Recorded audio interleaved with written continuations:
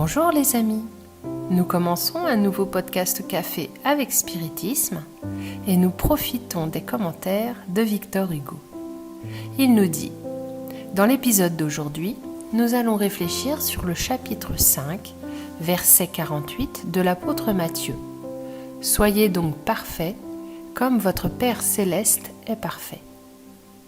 La parole de Jésus se trouve dans le Sermon sur la montagne, dans un contexte très particulier. Jésus présentait alors son programme de travail pour l'humanité.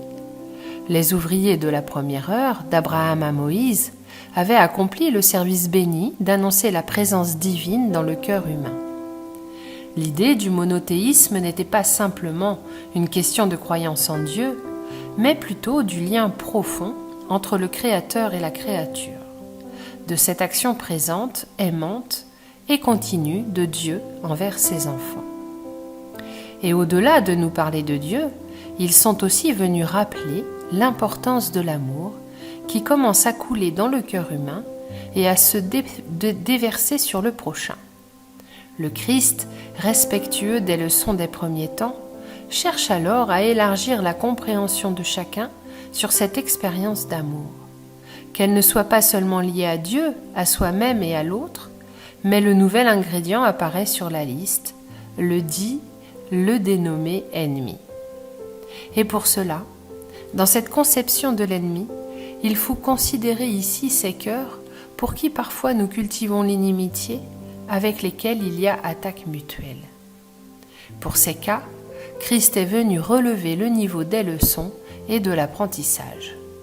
Comme un professeur qui poursuit de façon didactique les connaissances qui doivent être développées, Jésus est venu attirer l'attention sur un amour qui s'étendrait par-delà les barrières de ce que nous pourrions appeler le prochain, la personne qui nous plaît, qui veille à nos intérêts, qui nous satisfait.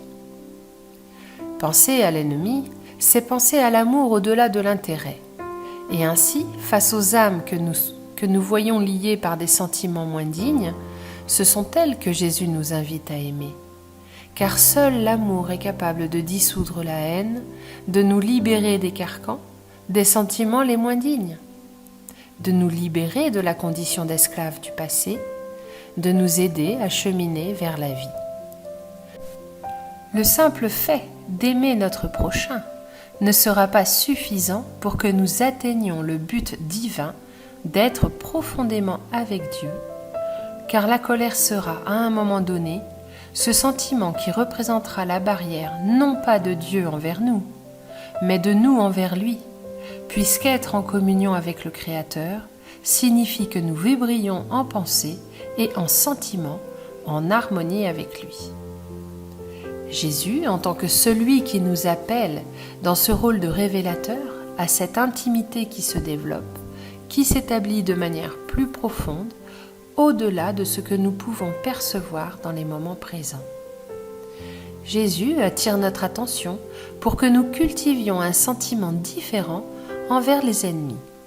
Parfois, ils peuvent envers nous cultiver encore la haine. Et ainsi Jésus, attentif à cela, nous indique qu'il faut que nous fassions le bien à ces esprits. L'amour est la décision. Faire le bien est la manifestation de ce nouveau chemin que nous voulons suivre. Faire du bien à ceux qui nous haïssent, c'est réaffirmer notre engagement, non plus par intérêt, non plus simplement par gentillesse, mais pour notre engagement envers notre but qui est Dieu. Et pourtant, nous savons qu'il y a des esprits parfois endurcis, au cœur dégénéré, qui vont rester attachés à ces sentiments moins dignes, qui vont encore persécuter et calomnier. Persécuter, c'est-à-dire continuer à essayer de provoquer chez nous l'impatience et la calomnie. Quand ils rencontreront d'autres âmes, ils nous diffameront et essaieront de nous situer dans une condition dans laquelle nous ne sommes pas en réalité. Nous sommes donc appelés à prier pour ces esprits en comprenant leur chemin, mais aussi en marchant sur le nôtre. C'est dans cette perspective de réaffirmer notre attachement à l'amour que nous perfectionnons nos cœurs. Cet amour qui doit avoir une mesure, pas une dignité, pas une gentillesse, pas un intérêt, mais cette expression authentique de celui qui cultive le bien pour comprendre sa propre nature. Nous devons être attentifs. Jésus nous apporte 2 questionnements importants sur l'amour de ceux qui nous aiment, en faisant référence aux publicains et la salutation uniquement à nos frères, en référence aux gentils. Parfois nous faisons comme les publicains. Les gens se dévouent à ceux qui, d'une certaine manière, sont dans un régime de réciprocité de rétribution. Ceux qui, d'une certaine manière, peuvent nous récompenser. Le publicain faisait le bien, au-delà de son cercle matériel, car il faisait le bien avec des conditions, avec ce qu'il allait gagner en retour. Déjà, le gentil, d'une certaine manière, aimait du point de vue des liens que la réincarnation lui a conférés. En d'autres termes, le gentil était plus lié aux frères de la nation, aux frères de la famille, ceux qui étaient liés à eux par la matérialité.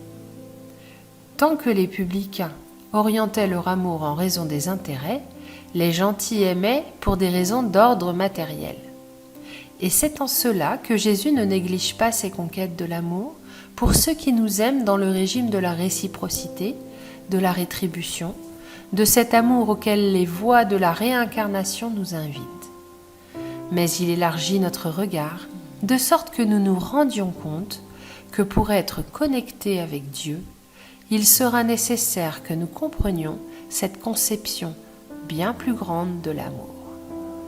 Nous sommes appelés à aimer à plus petite échelle pour que nous puissions ensuite étendre cet amour à d'autres groupes et à d'autres personnes.